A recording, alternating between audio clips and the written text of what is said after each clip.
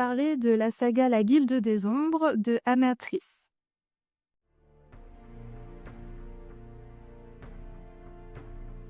La saga La Guilde des Ombres, c'est de la dark fantasy, donc c'est une branche de la fantasy et qui est un peu plus sombre. D'ailleurs, sur cette saga-là en particulier, il y a beaucoup d'avertissements pour les lecteurs un peu sensibles parce qu'il y a des scènes de torture, il y a des scènes de violence qui sont extrêmement bien décrites, donc c'est clairement pas une saga pour tout le monde.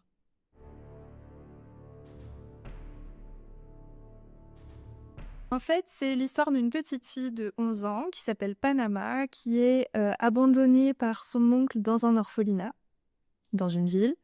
Et elle est adoptée, achetée plus par la Guilde des Ombres, qui est une guilde d'assassins de cette ville-là. Et ils vont lui apprendre à être un assassin professionnel.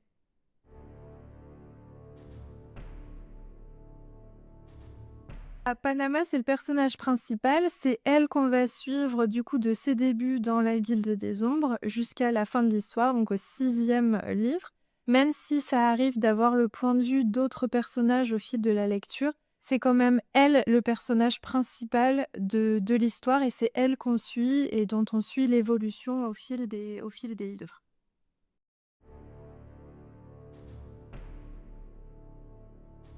Il faut un personnage principal, mais en l'occurrence, elle est importante parce qu'elle a un don particulier, elle a un don de mort qui fait que quand elle touche quelqu'un, elle peut tuer quelqu'un juste avec un simple contact. Et c'est d'ailleurs pour ça que la Guilde des Ombres la recrute.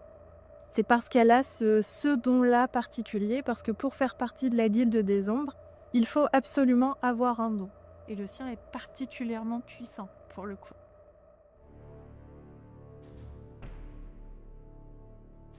Dans cet univers, il y a un autre assassin dont le don est de repérer les autres personnes avec des dons. Donc, il sent sa présence, donc il avertit les hauts gradés de la Guilde des Ombres, qui du coup vont la chercher. En l'occurrence, il y a l'un des deux seigneurs de la Guilde des Ombres et le haut maître, Kamar, qui deviendra son mentor plus tard dans son évolution et dans son apprentissage. Et c'est lui qui va lui apprendre toutes les techniques pour assassiner correctement quelqu'un.